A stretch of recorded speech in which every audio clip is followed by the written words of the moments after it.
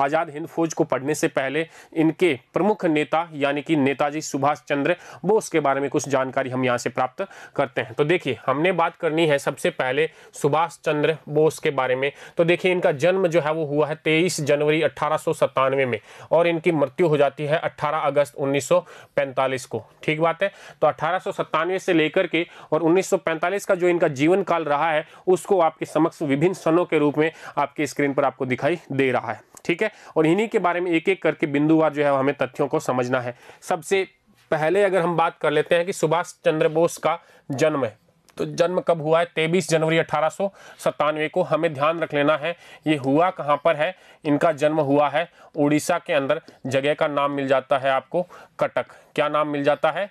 कटक नाम मिल जाता है। इसके अलावा इनके पिताजी का नाम है जानकी दास। क्या नाम है? जानकी दास। ठीक बात है।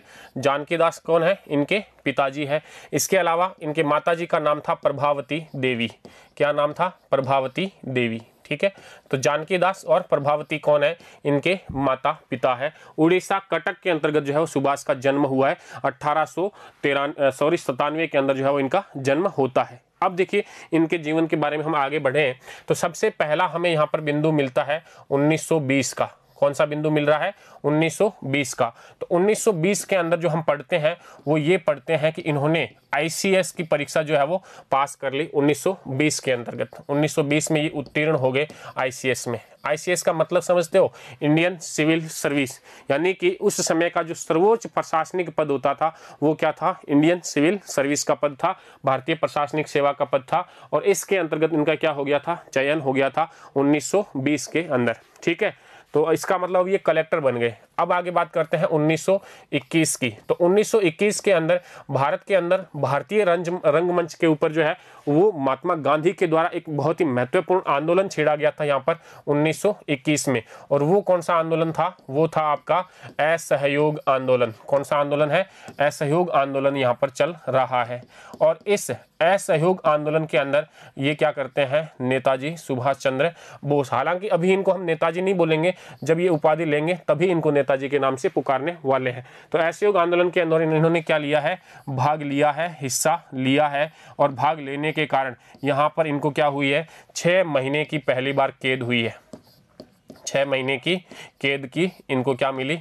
सजा मिली है असहयोग आंदोलन में भाग लेने के कारण 1921 के अंतर्गत। ठीक है, अब यहाँ से आगे बढ़ते हैं 1924 के अंतर देखते हैं क्या होता है। 1924 के अंदर एक कलकत्ता में घटनाक्रम मुड़ता है। कलकत्ता के महापौर नियुक्त होते हैं। कलकत्ता के महापौर बनते हैं चित्तरंजन दास। कलकत्ता के क्या बनते हैं? महापौर। ठीक बात है। महापौर कौन बन रहे हैं? चित्तरंजन दास। में CR दास लिख रहा हूँ। ठीक है, आप चित्तरंजन दास लिख लेना। तो चित्तरंजन दास जो है वो यहाँ पर महापौर बनते हैं कलकत्ता के। और इसीलिए अब कलकत्ता के जो CEO है, मुख्य कार्यकारी अधिकारी, ये बनते हैं सुभाष चंद्र बोस। कौन बनते हैं? सुभाष चंद्र बोस जो है वो यहाँ पे क्या बनते हैं? CEO बनते हैं। कहाँ के? कलकत्ता के। यानी कि गुरु और चेला दोनों ही एक ही जगह पे। यहाँ पर मैं ये बात आपको ये समझाना चाहता हूँ कि जो सुभाष चंद्र बोस है, इनके राजनीतिक गुरु की बात करें तो वो कौन है? चित्तरंजन दास है। चित्तरंजन दास इनके क्या है? राजनीतिक गुरु माने गए हैं। ठीक है, यानी कि राजनीतिक जो इनकी सोच विकसित हुई है वो किन के वजह से हुई है?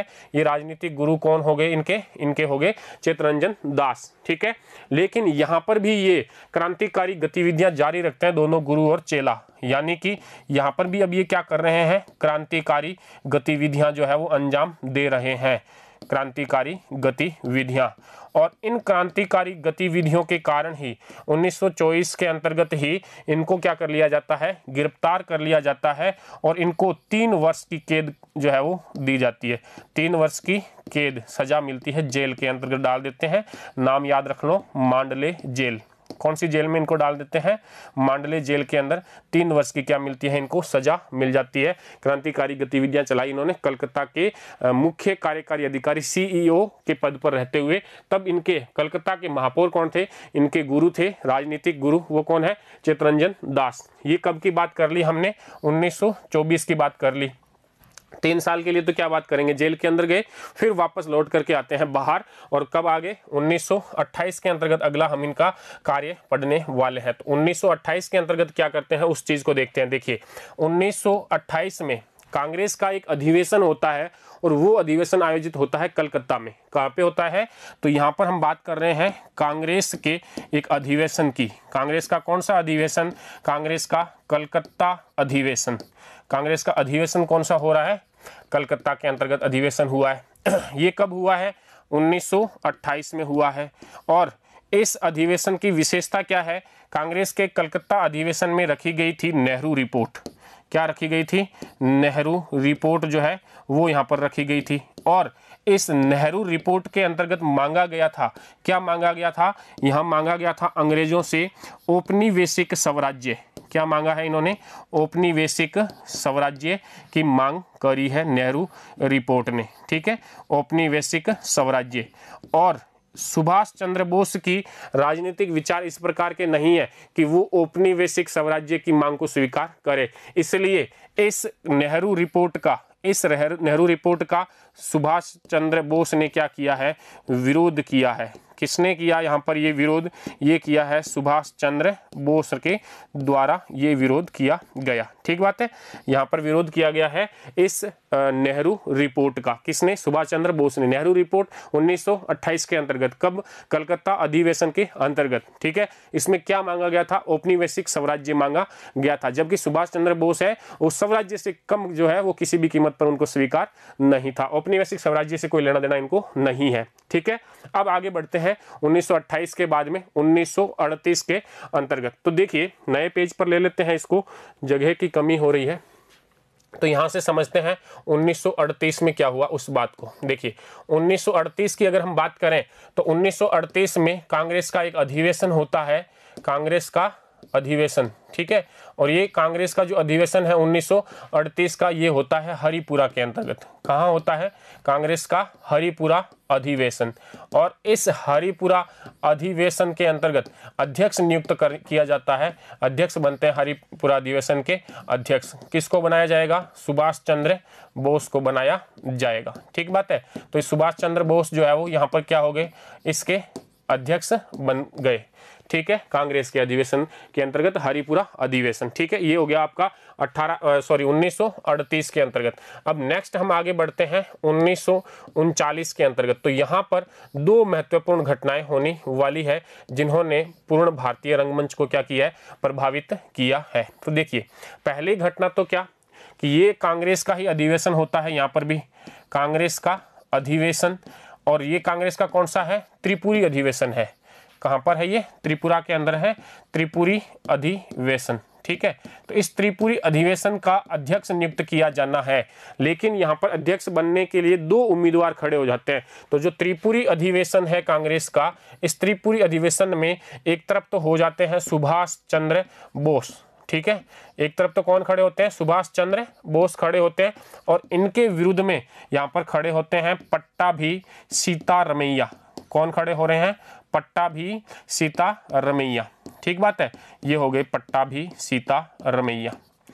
अब ये जो पट्टाभी सीतारमैया है ये वास्तव में किसके द्वारा, किसके प्रत्याशी है, ये महात्मा गांधी के द्वारा जो है वो इनको खड़ा किया गया है। महात्मा गांधी का समर्थन है पट्टाभी सीतारमैया को, और सामने खड़े कौन है, सुभाष चंद्र बोस। लेकिन बहुमत किसको प्राप्त होता है इस अधिवेशन के अध्यक्ष बनने के लिए, यहाँ पर किसको प्राप्त हो रहा है, सुभाष चंद्र बोस जो है वो इस त्रिपुरी अधिवेशन के भी क्या चुने जाएंगे, अध्यक्ष चुने जाएंगे।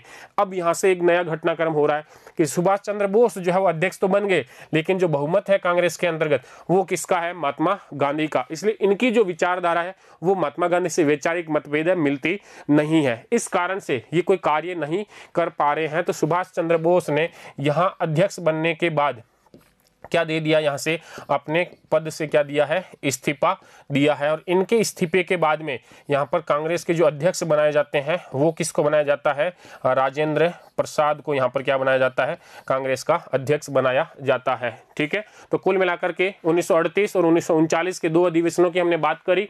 38 के अंदर कांग्रेस का हरिपुरा अधिवेशन हुआ, अध्यक्ष सुभाष चंद्र बोस को बनाया गया था। फिर हमने 1939 के कांग्रेस के त्रिपुरी अधिवेशन की बात करी है, और इस त्रिपुरी अधिवेशन के अंतर्गत जो है वो 2 मुख्य जो है आमने सामने जो खड़े रहे हैं वो सुभाष चंद्र बोस और पट्टाभी सीतारामैया, जो महात्मा गांधी के द्वारा समर्थित थे।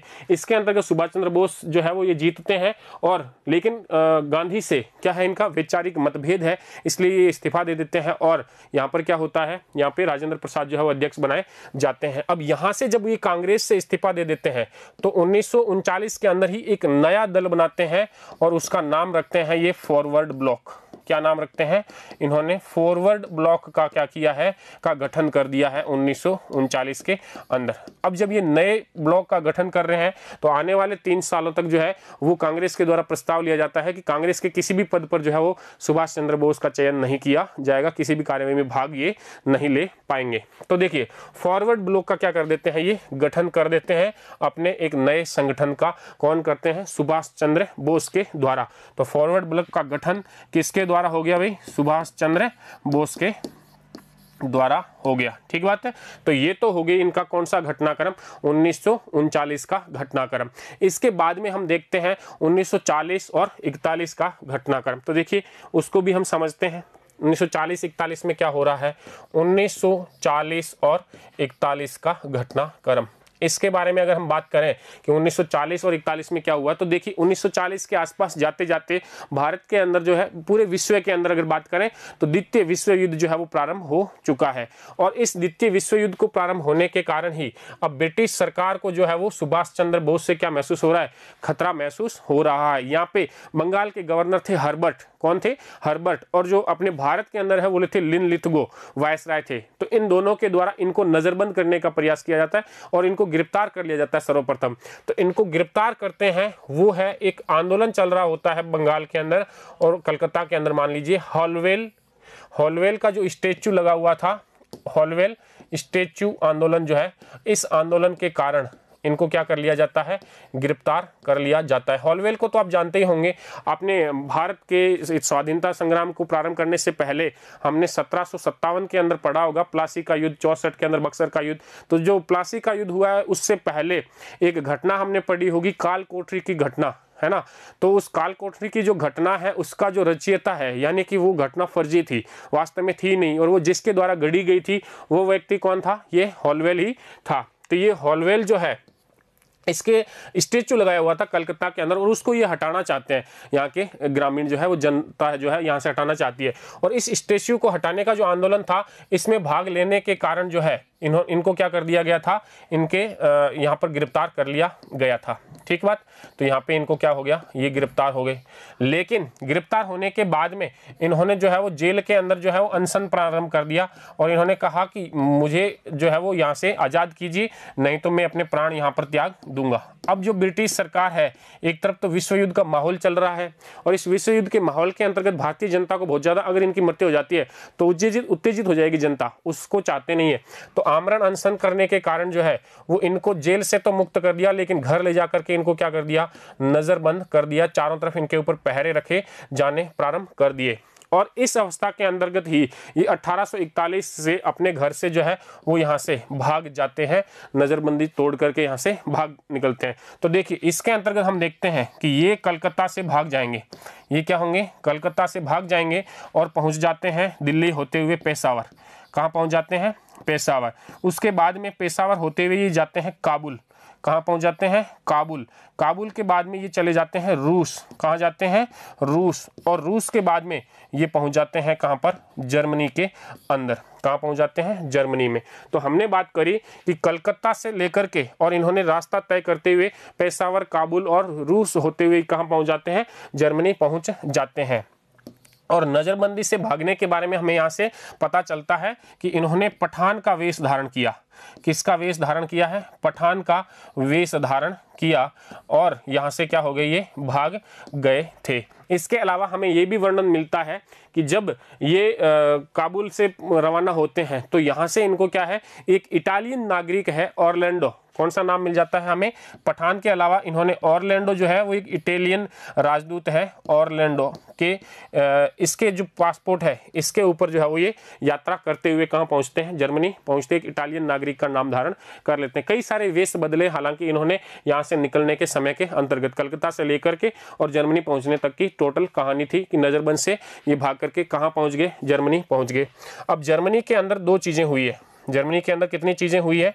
दो चीजें। पहली तो ये है कि यहाँ पर हिटलर से मुलाकात हुई है इनकी। किसकी हुई है? सुभाष चंद्र बोस की हिटलर से क्या हुई है? मुलाकात हुई है। और भारत की आज़ादी के अंतर्गत अंग्रेजों के विरुद्ध जो है वो यहाँ से इन्होंने सुभाष चंद्र बोस ने इनसे क्या मांगी है? सहायता मांगी है। इसके अलावा देखिए यहाँ पर जो जर्मनी के अंदर भारतीय लोग हैं, जर्मन में भारतीय निवासी, जर्मनी में जो भारतीय निवासी है उन भारतीय निवासियों ने इनको क्या है? नेताजी की उपाधि दी है। क्या दी है उपाधि? भारतीय जो निवासी है उन्होंने इनको क्या दी है? नेताजी की उपाधि प्रदान की। नेताजी कहकर पुकारा। क्या कहकर के पुकारा है इनको? नेताजी कहकर पुकारा। ठीक है, जर्मन के अंदर, यानी कि जर्मन जनता जो है वो इनको क्या बोलती है? नेताजी बोल करके पुकारती है। हिटलर से जो है वो यहाँ पर इनकी मुलाकात होती है भारत की आज़ादी के संदर्भ में बातचीत करने के लिए। और फिर यहाँ से नेताजी को बुलावा आता है जर्मनी से, कहाँ पे जाने के लिए? जापान के अंदर आज़ाद हिंद फौज का नेतृत्व संभालने के लिए। और फिर यहाँ से ये पहुँच जाते हैं कहाँ पे? जापान पहुँच जाते हैं। और जापान पहुँचने के बाद में वहाँ पे कुछ कार्य होंगे, उनको अभी हम देखने वाले हैं। और उसके बाद यहाँ 1945 में, कब की बात? 1945, तारीख याद रख सकें तो 18 अगस्त 1945 को यहाँ पर एक वायुयान दुर्घटना है। क्या होती है? वायुयान दुर्घटना। और वायुयान दुर्घटना के अंतर्गत इनकी क्या हो जाती है? मृत्यु हो जाती है। ये ताइहोकू हवाई अड्डा है। यहाँ पे एक कौन सा हवाई अड्डा मिलता है? ताइहोकू हवाई अड्डा। ठीक है, यहाँ पर उड़ान भरी और उड़ान भरने के कुछ देर बाद ही इनका प्लेन जो है वो क्रैश हो गया और क्या हो गई? मृत्यु हो गई। अब इनकी मृत्यु के बारे में भी संशय बरकरार है कि कुछ लोग तो ऐसे हमें वर्णन प्राप्त हुए कि वहां से इन्हें घायल अवस्था के अंदर जो है अस्पताल ले जाया गया था। कुछ लोग कहते हैं कि वो वहीं पर जो है वो उनकी मृत्यु हो गई थी। कुछ वर्णन हमें ऐसे भी मिलते हैं कि आज़ादी के बाद भी काफ़ी वर्षों तक वो एक गुमनाम बाबा के रूप में जिंदगी जी रहे थे। हालांकि इसके बारे में मानी कि इनकी मृत्यु की जाँच करने के लिए भारतीय सरकार ने कई जो है कमेटियाँ भी बनाई थी। हम यहाँ पर कई कमेटियों के नाम भी पढ़ लेते हैं। जैसे एक बनाया गया था शाहनवाज आयोग। कौन सा आयोग बनाया गया था? शाहनवाज आयोग। ठीक बात है। तो ये शाहनवाज आयोग जो है इसने जांच करी थी कि सुभाष चंद्र बोस की मृत्यु जो है वो किस प्रकार से हुई। इसके अलावा यहाँ पे एक बनाया गया था खोसला आयोग। कौन से बनाया गया था? खोसला आयोग। ठीक है, खोसला आयोग, शाहनवाज आयोग, खोसला आयोग, इनका जो गठन है वो सुभाष चंद्र बोस की मृत्यु के संदर्भ में किया गया था, कारणों को जानने के दरमियान। ठीक बात है। तो कुल मिलाकर के हमने इनके जीवन काल से मानी कि 1920 से लेकर के 1945 तक का पूरा अध्ययन हमने देखा है, जिसमें हमने बात करी 1920 के अंदर इन्होंने ICS उत्तीर्ण किया। उसके बाद में 1921 के अंदर जो है असहयोग आंदोलन में ये भाग लेते हैं और उनको 6 महीने की क्या होती है? पहली बार जेल की सजा होती है। फिर 1924 के अंदर ये कलकत्ता के महापौर जब CR दास थे, चित्तरंजन दास, उस समय ये कलकत्ता के CEO बनते हैं। यहाँ पे भी ये क्रांतिकारी गतिविधियों में भाग लेते हैं और इन क्रांतिकारी गतिविधियों में भाग लेने के कारण जो क्या है यहाँ पर इनको 3 वर्ष की कैद होती है मांडले जेल के अंदर। और इन्होंने फिर क्या कर दिया? यहाँ पे ICS पद से भी क्या दे दिया है? ICS पद से हटा दिया है, त्याग पत्र दे दिया है। ठीक है, ICS का जो पद है वो इन्होंने क्या कर दिया? यहाँ से त्याग दिया है। उसके बाद देखिए 1928 के अंदर बात करें तो कलकत्ता अधिवेशन हुआ था, जिसमें नेहरू रिपोर्ट प्रस्तुत की गई थी और जिसका मुख्य उद्देश्य था औपनिवेशिक स्वराज्य की मांग। इसका भी इन्होंने क्या किया? विरोध किया है। फिर हम बात करते हैं 1938 के बारे में। तो 1938 के बारे में हमने जाना कि यहाँ पर क्या हुआ है? कांग्रेस का अधिवेशन हुआ है, हरिपुरा अधिवेशन, जिसमें सुभाष चंद्र बोस को क्या बनाया गया है? यहाँ पे सुभाष चंद्र बोस को बनाया गया था यहाँ पे कांग्रेस का अध्यक्ष। उसके बाद में हमने बात करी थी 1939 के बारे में। 1939 में भी हमने 2 चीजें पढ़ी है। पहला तो हमने 1939 के अंतर्गत देखा था कि यहाँ पर क्या हुआ? कांग्रेस का त्रिपुरी अधिवेशन, जिसमें पट्टाभी सीतारामैया गांधी समर्थित उम्मीदवार, उसको पराजित करके इनको क्या बनाया गया था? कांग्रेस का जो है वो अध्यक्ष चुना गया था। लेकिन फिर उन्होंने यहाँ से इस्तीफा दे दिया और बाद में जो है राजेंद्र प्रसाद कांग्रेस के अध्यक्ष चुने गए थे। उसके बाद 1939 के अंदर ही इन्होंने क्या किया, फॉरवर्ड ब्लॉक की जो है वो गठन किया, फॉरवर्ड ब्लॉक का। और उसके बाद में हमने देखा 40-41 के अंतर्गत जब द्वितीय विश्व युद्ध का माहौल चल रहा है, उस समय भारत से जो है भारत सरकार जो है, ब्रिटिश सरकार उनको गिरफ्तार कर लेती है और एक आंदोलन चल रहा होता है हॉलवेल की स्टैच्यू को हटाने का लेकर के, उसके कारण वो गिरफ्तार करते हैं। लेकिन उनके आमरण अनशन किए जाने के कारण इनको क्या करते हैं, वो वापस नजरबंद अवस्था के अंतर्गत जो है वो रखा जाता है और फिर जो है वो यहाँ से भाग जाते हैं और ये पहुंच जाते हैं कहाँ पे, जर्मनी के अंदर। अब जब ये जर्मनी पहुंच जाते हैं तो वहाँ पे हिटलर से इनकी मुलाकात होती है और फिर जो है वो नेताजी की उपाधि भी वहाँ पे इनको मिल जाती है। अब नेताजी के नाम से ये जाने जाते हैं और यहाँ से इनको निमंत्रण मिलता है रास बिहारी बोस का जापान आने के लिए और आज़ाद हिंद फौज का नेतृत्व संभालने के लिए वहाँ जाते हैं। आज़ाद हिंद फौज के लिए कई सारे कार्य करते हैं, लेकिन 1945 18 अगस्त को ये ताइहोकू हवाई अड्डे से उड़ान भरते हैं, लेकिन इनका विमान जो है वो क्रैश हो जाता है और इनकी मृत्यु के संबंध के अंदर कि वास्तविक कारण क्या रहे होंगे, कुछ कमेटियों की भी स्थापना जो है वो की गई है, जिसके अंतर्गत हमने देखा था शाहनवाज आयोग, इसके अलावा खोसला आयोग, एक मुखर्जी आयोग और बनता है यहाँ पर, ठीक है, मुखर्जी आयोग, इसका नाम भी आपको याद रख लेना है। मुखर्जी आयोग भी गठित किया गया था। तो 3 प्रकार के आयोग जो है वो यहाँ पे बनाए गए थे, खोसला आयोग, शाहनवाज आयोग और मुखर्जी आयोग, और इनके द्वारा जो है हमने पढ़ लिया पूरा इनका जीवन काल। अब हम देखते हैं कि इनके द्वारा आज़ाद हिंद फौज की स्थापना कैसे हुई है और आज़ाद हिंद फौज के अंदर इनका क्या योगदान रहा है, ठीक बात है। तो सबसे पहले हम शुरू करते हैं आज़ाद हिंद फौज, और इसके लिए हम आगे जो शब्द लिखने वाले हैं वो हम लिखेंगे INA, ठीक बात है। तो जब INA लिखें तो आप समझ जाना हम किसकी बात कर रहे हैं, आज़ाद हिंद फौज की बात कर रहे हैं। तो देखिए सबसे पहले एक बात आती है 1941 के अंतर्गत, कब की बात आती है, 1941 के अंतर्गत बात करते हैं हम मलाया की। कहाँ की बात कर रहे हैं, मलाया के अंतर्गत एक युद्ध होता है, सेकेंड वर्ल्ड वार की बात चलेगी अब सब कुछ, ठीक है। और यहाँ पर जो युद्ध हो रहा है, ये युद्ध हो रहा है ब्रिटिश सेना के बीच में, ब्रिटिश सेना और सामने है जापान की सेना, ठीक बात है। तो ब्रिटिश और जापान की सेना के बीच में युद्ध होता है, जिसके अंदर जो विजय है वो होती है जापान की सेना, और ब्रिटिश सैनिक जो है जिसमें कई सारे भारतीय भी है, इनको यहाँ पर क्या बनाते हैं, बंदी बना लिया जाता है, जिसमें से एक व्यक्ति है कैप्टन मोहन सिंह। किसका नाम आता है आपको, कैप्टन मोहन सिंह, ठीक बात है। कैप्टन मोहन सिंह को बंदी बनाया जाता है। मलाया के अंतर्गत युद्ध है 1941 के अंदर, जापान ब्रिटिश सेना का युद्ध होता है। ये ब्रिटिश सेना के अंदर भारतीयों को भी शामिल कर लिया गया था, भारतीयों की बिना मर्जी के शामिल किया गया था, इस वजह से भारत छोड़ो आंदोलन भी भारत के अंदर हुआ है, जिसको हम आगे पढ़ने वाले हैं। तो कैप्टन मोहन सिंह का काम हो गया ये। फिर हम देखते हैं 1942 के अंदर, यहाँ पर हमें एक बात और मिलती है कि इस प्रकार की जो योजना है, कैप्टन मोहन सिंह ने एक दिमाग के अंदर योजना आई थी सर्वप्रथम कि भाई हम जो बंदी बनाए गए हैं सैनिक, जो भारतीय सैनिक हैं, तो भारतीय सैनिक और भारतीय लोगों को मिलाकर के एक ऐसी सेना बनाई जाए जो जापान की तरफ से युद्ध करेगी अंग्रेजों के विरुद्ध भारत को आज़ाद करवाने के लिए। तो इस प्रकार की योजना का श्रेय है जो इनको दिया जाता है। यहाँ पर एक साधु का भी नाम मिलता है, सिख साधु है ज्ञानी प्रीतम सिंह, और मेजर फुजीहारा जो जापान के हैं, कहा जाता है कि इनके द्वारा भी इस प्रकार का जो है वो एक संगठन बनाना, एक सेना बनाने के बारे में सोचा गया था। तो कैप्टन मोहन सिंह के बाद में हम आगे बढ़े तो यहाँ पर हमें मिलता है 1942 का वर्ष, और 1942 के वर्ष के अंदर हम 2 घटनाएं पढ़ने वाले हैं। सबसे पहले तो मेजर फुजीहारा के साथ में जो घटना है वो तो हमारी आ जाती है सिंगापुर के अंदर।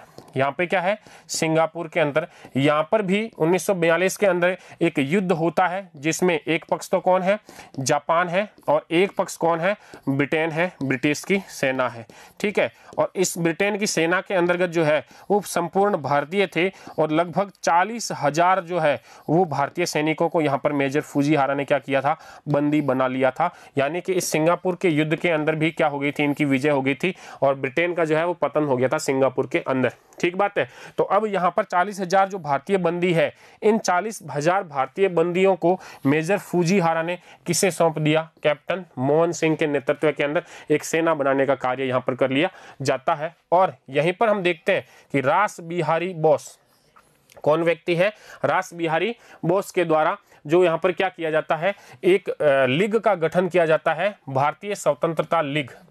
कौन सी लीग बनती है यहाँ पर, भारतीय स्वतंत्रता लीग, ठीक है।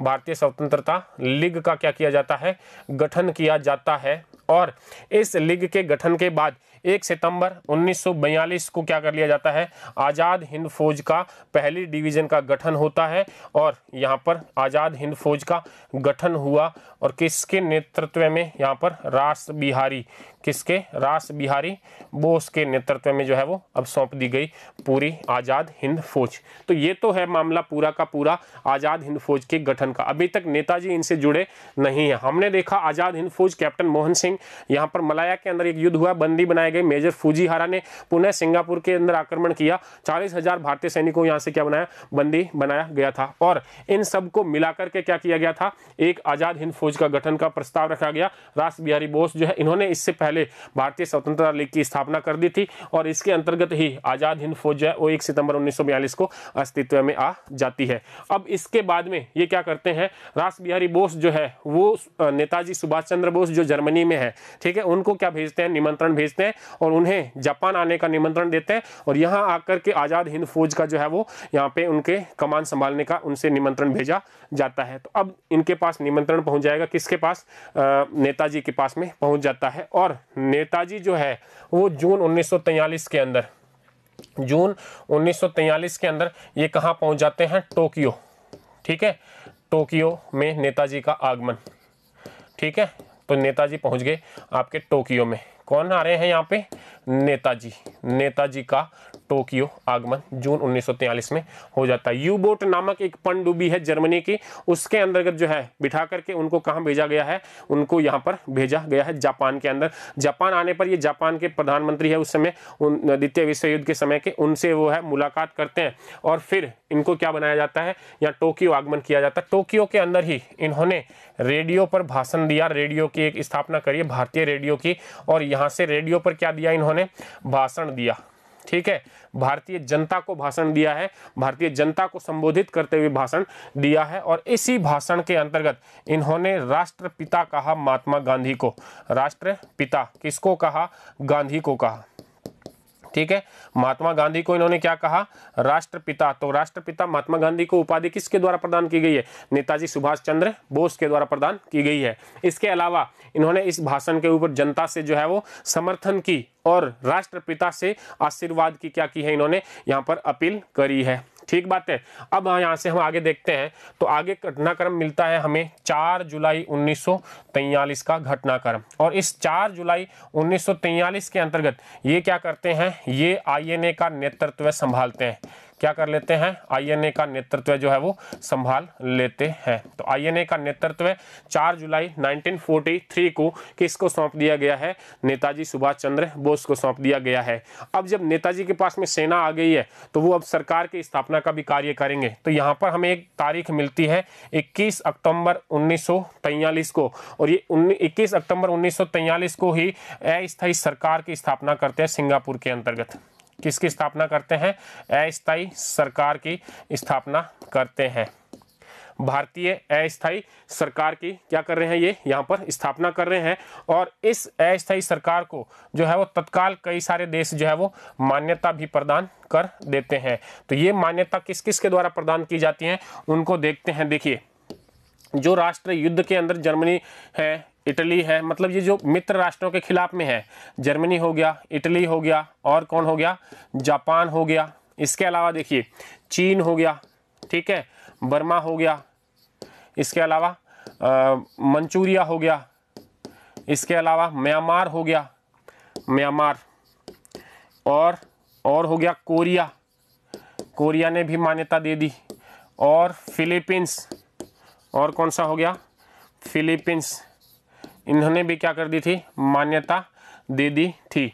तो भारत की इस जो अस्थायी सरकार का गठन जो सिंगापुर के अंतर्गत किया गया है, किसके द्वारा, नेताजी सुभाष चंद्र बोस के द्वारा जो किया गया है, उसका जो मान्यता देने वाले राष्ट्र हैं कई सारे हैं, जिसमें हमने नाम पढ़ा है जर्मनी, इटली, जापान, चीन, बर्मा, मंसूरिया, म्यांमार, कोरिया और कौन सा हो गया, फिलीपींस जो है वो इन्होंने क्या कर दी है, इनको मान्यता प्रदान कर दी है इस अस्थायी सरकार को। और अब ये क्या करते हैं, आज़ाद हिंद फौज का पुनर्गठन करते हैं और मुख्यालय स्थापित किया जाता है। एक तो कहाँ पर स्थापित किया जाता है, सिंगापुर के अंदर इसका मुख्य जो है वो हेड बेस बनाया जाता है। और इसके अलावा रंगून के अंदर जो है वो क्या किया जाता है, इनका मुख्यालय स्थापित किया जाता है। किसका, INA का मुख्यालय रंगून और सिंगापुर के अंतर्गत।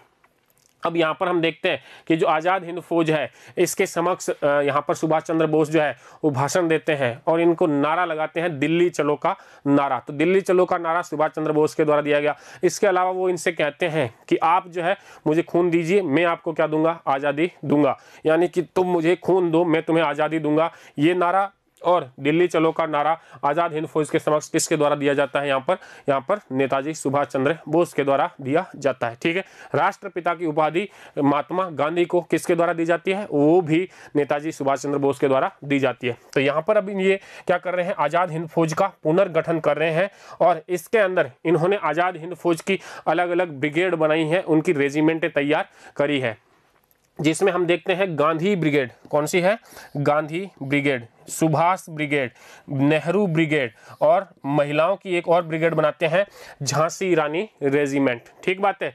इनके अंतर्गत भी अगर हम देखते हैं, बात करें इनके अंतर्गत, तो देखिए ये जो ब्रिगेड बनाई जा रही है, इनके अलावा इसके अलावा भी एक हमें और ब्रिगेड मिल जाती है जिसका नाम दिया गया था आज़ाद ब्रिगेड। क्या नाम था, आज़ाद ब्रिगेड। ठीक है, चंद्रशेखर आज़ाद के नाम पर रखा गया था आज़ाद ब्रिगेड। ठीक है, गांधी ब्रिगेड बनाई। ठीक है, गांधी ब्रिगेड का जो कमान है वो इनायत खान को सौंपी गई थी। इसके अलावा सुभाष ब्रिगेड, नेहरू ब्रिगेड शाहनवाज खान को सौंपी गई, जो है गुरुदयाल सिंह को सौंपी गई आज़ाद ब्रिगेड। उसके बाद में जैसे झांसी की रानी की रेजिमेंट है, इसके अंतर्गत एक नाम याद आप रख लेना, लक्ष्मी सहगल का नाम मिलता है हमें। लक्ष्मी सहगल ने क्या करी थी, इस झांसी की रानी रेजिमेंट की कमान संभाली थी। इंपॉर्टेंट नाम है, पूछा जा सकता है, लक्ष्मी सहगल का नाम हमें यहाँ पे मिल जाता है। तो कुल मिलाकर के इस प्रकार से जो है वो ये इन्होंने आज़ाद हिंद फौज का क्या कर लिया, गठन कर लिया है। और इन्होंने जो जापान के प्रधानमंत्री, जो जापान के सेनापति है, उनको युद्ध के अंदर भी मना लिया है कि भारत जो है वो जापान के साथ ही भारत के पूर्वी जो क्षेत्र है, यानी कि म्यांमार के पास का जो क्षेत्र है, उसी मोर्चे पर जो है वो भारतीय सेना अर्थात ये INA भी क्या करेगी, ब्रिटिश सेना से युद्ध करेगी। ठीक बात है। अब यहाँ पर जब ये युद्ध का ऐलान कर लेते हैं तो इनको जो है वो कई प्रकार की जो है यहाँ पे मुसीबतों का भी सामना करना पड़ेगा और कई जो है क्षेत्र को जीतने का कार्य भी यहाँ पर कर लिया जाएगा। तो उसके बारे में हम यहाँ पर अध्ययन करते हैं कि आज़ाद हिंद फौज के विजय और कार्यों के बारे में अध्ययन। तो देखिए, सबसे पहला हमें यहाँ पर एक नाम मिलता है अंडमान द्वीप। क्या नाम मिल रहा है, अंडमान द्वीप समूह। ठीक है, इसे जापानी सेना जीत लेती है और जीतने के बाद में ये आज़ाद हिंद फौज को प्रदान किया जाता है। और नेताजी ने, सुभाष चंद्र बोस ने अंडमान द्वीप का नाम रखा है शहीद द्वीप। क्या नाम रखा है, शहीद द्वीप इसका नाम रखा था। उसके बाद में बात करते हैं निकोबार द्वीप। तो ये जो निकोबार द्वीप है इसको भी जीत लिया है और जीतने के बाद में जापानी सेना ने भारतीय आज़ाद हिंद फौज को दे दिया और इसका नाम रखा था स्वराज द्वीप। क्या नाम रखा, स्वराज द्वीप नाम रखा गया था। उसके बाद भारतीय सेना जो है वो जापानी सेना की सहायता से युद्ध करती हुई कोहिमा को क्या कर लेती है, विजय कर लेती है, यानी कि नागालैंड का जो क्षेत्र है उसको क्या कर लेते हैं ये लोग, जीत लेते हैं। और फिर जो भारतीय सेना है वो इम्फाल तक पहुंच जाती है। अब जब ये इम्फाल तक भारतीय सेना पहुंचती है तो ये समय आ गया है लगभग आपके जून 1944 का। कब का समय आ रहा है, जून 1944 का समय आ गया है। और जून 1944 का समय आते आते जापानी सेना का क्या हो जाता है, यानी कि जापान का क्या होता है, जापान की प्रगति रुक जाती है यहाँ पर और जापान का पतन जो है प्रारंभ हो जाता है। तो जापान की प्रगति क्या हो गई, रुक गई है यहाँ पर 1944 तक आते आते। यहाँ से आज़ाद हिंद फौज को कई कठिनाइयों का सामना करना पड़ रहा है। जैसे कि बात करते हैं रसद की, तो जापानी सेना की सहायता से इनको रसद यानी भोज्य सामग्री प्राप्त होती थी वो बंद हो जाती है। इसके अलावा जो चिकित्सा सहायता है, कौन सी चिकित्सा सहायता जो है वो भी इनको जापानी सेना की सहायता से प्राप्त होती थी। तो चिकित्सा सहायता जो है वो भी इनको क्या हो जाती है, बंद हो जाती है। इसके अलावा बात करें गोला बारूद जो है, बंदूकें हैं, युद्ध के जो हथियार है वो भी इनको जापानी सेना से प्राप्त होते थे। तो वो भी क्या हो गए, यहाँ पर इनकी आपूर्ति जो है वो रुक जाती है। तो इन सभी चीज़ों का क्या हो जाता है, आईएनए के पास में अभाव हो जाता है, गोला बारूद का, चिकित्सा सहायता का, भोज्य सामग्री का, रसद सामग्री का, ठीक है। और इस वजह से क्या हो जाता है, जो है आईएनए को पराजित हो जाती है। जो आज़ाद हिंद फौज है इसको क्या बना दिया जाता है, युद्ध बंदी बना लिया जाता है, कैद कर लिया जाता है। किसके द्वारा, अंग्रेजी सेना यानी कि ब्रिटिश सेना के द्वारा। और द्वितीय विश्व युद्ध का रिजल्ट हम पढ़ते हैं कि उसके अंदर जो धुरी राष्ट्र है जर्मनी, जापान, इटली, उनका क्या हो जाता है, पतन होता है। जो अमेरिका है हिरोशिमा और नागासाकी के ऊपर परमाणु बमों का क्या करता है, प्रयोग कर लेता है। इस कारण से आज़ाद हिंद फौज जी है वो भी अपने बैकफुट पर आ जाती है और इनको सेनाओं को क्या करना पड़ता है, आत्मसमर्पण करना पड़ता है। आगे बात समझ में। तो ये टोटल जो कार्य है वो आज़ाद हिंद फौज का रहा, जिसमें हमने बात करी अंडमान द्वीप को जीतने के बाद शहीद द्वीप नाम रखा, निकोबार को जीतने के बाद स्वराज द्वीप नाम रखा, फिर इन्होंने कोहिमा को जीत लिया और सेना जो है वो जून 1944 तक कहाँ पहुंच गई थी, ये पहुंच गई थी इम्फाल पे। यहाँ से सेना की प्रगति जो है वो रुक जाती है। उसका कारण क्या है कि जापान की प्रगति रुक जाती है, जापान का पतन प्रारंभ हो जाता है और सेना को विभिन्न जो सहायताएं हैं वो मिलनी बंद हो जाती है। इस वजह से जो है वो आत्मसमर्पण करना पड़ता है। अब इस आत्मसमर्पण के बाद में क्या किया जाएगा इस आज़ाद हिंद फौज के साथ में, उसके बारे में बात करते हैं कि जापान के पतन के बाद क्या है आज़ाद हिंद फौज की स्थिति।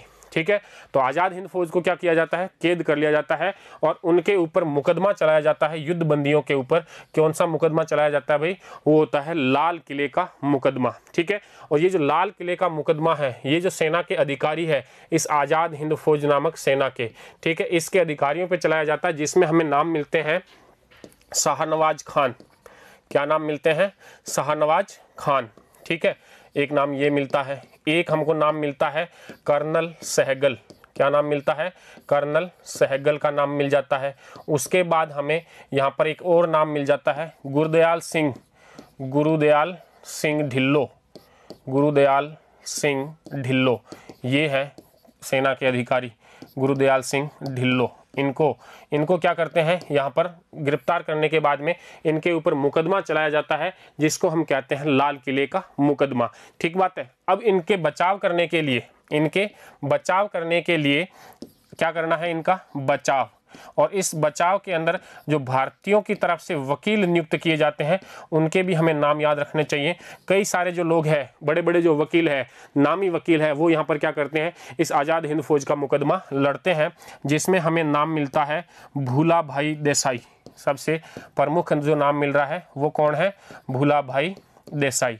इसके अलावा एक नाम और मिल जाता है यहाँ पे, हमें यहाँ पर नाम मिलता है कैलाश नाथ काटजू। क्या नाम मिल जाता है, कैलाश नाथ काटजू। ठीक है, इसके अलावा भी हमें यहाँ पे नाम मिलता है, देखिए अरुणा आसफ अली। क्या नाम मिल जाता है, अरुणा आसफ अली। ठीक है, इसके अलावा देखिए जवाहरलाल नेहरू। यहाँ पे और क्या नाम मिल रहा है, जवाहरलाल नेहरू। एक और व्यक्ति है जो कि यहाँ पर जो है वो भी शामिल हो रहे हैं, जिसमें नाम आ जाता है तेज बहादुर सप्रू का। किसका नाम आता है, तेज बहादुर सप्रू। ये जो है वकालत करते हैं और इस सेना के लिए क्या करते हैं, वकालत करते हुए इस मामले को लड़ते हैं। लेकिन जो लाल किले का मुकदमा है ये एक सैनिक न्यायालय यहाँ पर स्थापित किया गया था। क्या स्थापित किया गया था, सैनिक न्यायालय। लेकिन जो लाल किले का निर्णय है, इस निर्णय का विरोध होगा। क्यों होगा कि इन्होंने निर्णय क्या दिया है, इन्होंने निर्णय दिया है इन सैनिकों को मृत्युदंड दिया जाना। ठीक बात है। ये जब जितने सारे वकील हैं इनका प्रयास असफल रहा और सैनिक न्यायालय ने इन सैनिकों को अर्थात इन अधिकारियों को मृत्युदंड का निर्णय सुनाया है। किसने, इस सैनिक न्यायालय ने। अब क्या होता है, इस न्यायालय के द्वारा जब ये निर्णय सुनाया जाता है तो इसका सर्वाधिक विरोध होता है। और इसका क्या होता है, विरोध होता है। विरोध किसके द्वारा, एक तो आम जनता इसमें बढ़ चढ़ करके भाग ले रही है। जो खुफिया रिपोर्ट ब्रिटिश शासकों को, अधिकारियों को दी गई थी, उसमें ये लिखा गया था कि जो आज तक भारत के अंदर किसी मुद्दे पर इतना विरोध नहीं हुआ है जितना विरोध जो है वो इस मुद्दे पर यहाँ पर हो रहा है। इसके अलावा अगर हम देखें तो 1946 के अंदर ही 1946 के अंदर भारतीय नौसेना ने इस मुद्दे पर विद्रोह कर दिया। क्या हो गया था, नौसेना का विद्रोह। यानी कि यहाँ पर हालांकि अन्य भी कई मुद्दे हैं जो इस विद्रोह का कारण रहे थे, लेकिन उसमें से एक सबसे प्रमुख मांग ये भी थी कि जो ये युद्धबंदी है, आज़ाद हिंद फौज के जो युद्धबंदी है, इन्हें मुक्त किया जाए। और इस मांग को लेकर के 1946 के अंदर भारतीय नौसेना ने भी क्या कर दिया था, विद्रोह कर दिया था। यानी कि 1857 में जो सैनिक क्रांति हुई थी, उसके बाद में सेना का जो है इतना बड़ा तीव्र विरोध जो है वो यहाँ पर 1946 के अंदर देखने को मिलता है। और अब यहाँ पर अंग्रेजों को लग गया है कि इस विद्रोह को दबा पाना जो है वो अपने हाथ की बात नहीं है। इसलिए जो वायसराय है उस समय वो है लॉर्ड वेवल। कौन है, लॉर्ड वेवल। और वायसराय के पास में विशेषाधिकार हुआ करते थे कि जो न्यायालय के द्वारा सजा दी गई है उस सजा को वो क्या कर सकते हैं, माफ कर सकते हैं। इस प्रकार से लॉर्ड वेवल ने अपने विशेषाधिकार का प्रयोग करते हुए इन को मृत्युदंड जो दी गई है अधिकारियों को, इनकी सजा क्या कर दी थी, इन्होंने माफ कर दी थी। ये हुआ आपका आज़ाद हिंद फौज, आज़ाद हिंद फौज का कार्य और आज़ाद हिंद फौज के पतन के बाद में स्थापित सैनिक न्यायालय का निर्णय। ठीक है, तो कुल मिलाकर के आज़ाद हिंद फौज के बारे में हमने जो है सबसे पहले शुरुआत करी, तब हमने देखा था सुभाष चंद्र बोस के बारे में जो है 23 जनवरी 1897 से लेकर के 18 अगस्त 1945 तक की कार्यविधि, जिसके अंतर्गत हमने पूर्ण तरीके से इनके कार्यों को समझा। ठीक है, उसके बाद में हमने बात करी थी कि किस प्रकार से आज़ाद हिंद फौज का गठन हुआ। कैप्टन मोहन सिंह का नाम मिला हमें, रास बिहारी बोस का, और फिर मेजर फूजीहारा जो है वो इसमें योगदान देते हैं। एक सिख साधु ज्ञानी प्रीतम सिंह का भी हमें यहाँ पे नाम मिलता है। और उसके बाद अंतिम रूप से जो है वो यहाँ पर क्या कर दिया जाता है, आज़ाद हिंद फौज के गठन के बाद में इसका जो है वो नेतृत्व दे दिया जाता है 4 जुलाई के आसपास। किसको, INA का नेतृत्व सुभाष चंद्र बोस को सौंप दिया जाता है। इन्होंने आज़ाद हिंद फौज को अलग अलग ब्रिगेडों के अंदर बांटा है, जिसमें हमने अलग अलग ब्रिगेड पढ़ी है, Gandhi brigade, Azad brigade, Subhash brigade, Nehru brigade और झांसी की रानी रेजिमेंट। झांसी की रानी रेजिमेंट में हमने एक नाम भी याद रखना है, महिला जो है वो लक्ष्मी सहगल इसका नेतृत्व करती है। और फिर जब हम इनके कार्य देखते हैं तब हमने देखा आज़ाद हिंद फौज के कार्यों के अंतर्गत अंडमान द्वीप, निकोबार द्वीप, कोहिमा और इम्फाल तक जो है वो ये सेना पहुंच जाती है। और जून 1944 से इसकी प्रगति रुक जाती है। फिर सेना को क्या कर लिया जाता है, बंदी बना लिया जाता है। और फिर इन सैनिकों के ऊपर लाल किले का मुकदमा चलाया जाता है, जिसमें हमने नाम पढ़े शाहनवाज खान, कर्नल सहगल और गुरुदयाल सिंह ढिल्लो, इनके ऊपर मुकदमा चलता है। तो उसके बचाव के लिए भारतीय वकील जो है, जिसमें हमने देखे भूलाभाई देसाई, कैलाशनाथ काटजू, तेज बहादुर सप्रू, अरुणा आसफ अली और पंडित जवाहरलाल नेहरू, इनके द्वारा यहाँ पर मुकदमा लड़ा जाता है। लेकिन फिर भी सैनिक न्यायालय क्या करता है, इनको मृत्युदंड की सजा देता है। और फिर इसके खिलाफ में क्या होता है, जनता का विद्रोह होता है। साथ ही साथ 1946 के अंदर जो है वो नौसेना, भारतीय नौसेना क्या करती है, विद्रोह कर देती है। इस विद्रोह को दबाना इनके बस की बात नहीं है। तो लॉर्ड वेवेल ने अपने विशेषाधिकार का प्रयोग करते हुए आज़ाद हिंद फौज के इन अधिकारियों को क्या कर दिया, इनकी सजा को माफ कर दिया है। ठीक है, तो इस प्रकार से अपना आज़ाद हिंद फौज का जो चैप्टर था वो कंप्लीट हो जाता है। साथ ही साथ जो क्रांतिकारी आंदोलनों का भाग है वो भी हमारा यहाँ पे पूर्ण हो जाता है। अब हमारे यहाँ पर इस छठे पार्ट का अंतिम भाग शेष रहता है, वो है राजनीतिक आंदोलन, जिसके अंतर्गत हमने उसको 3 भागों में बांट दिया था। पहली क्लास के अंतर्गत हमने देखा था कि हम कांग्रेस की स्थापना करेंगे 1885 के अंतर्गत। कुछ उससे पहले स्थापित होने वाले दलों के बारे में, संगठनों के बारे में हम जानकारी लेते हुए आगे बढ़ेंगे 1907 तक, जब कांग्रेस का क्या हो जाएगा, 2 भागों में विभाजन होगा वो भाग। उसके बाद सेकंड हम देखते हैं 1907 से लेकर के 1920 तक का भाग, और फिर हम देखते हैं 1920 से लेकर के 1947 तक का भाग। तो कुल मिलाकर के आने वाले 3 भागों के अंदर जो है वो हमारी पूरी कहानी समाप्त होगी स्वाधीनता आंदोलन के बारे में। ठीक है, तब तक के लिए धन्यवाद।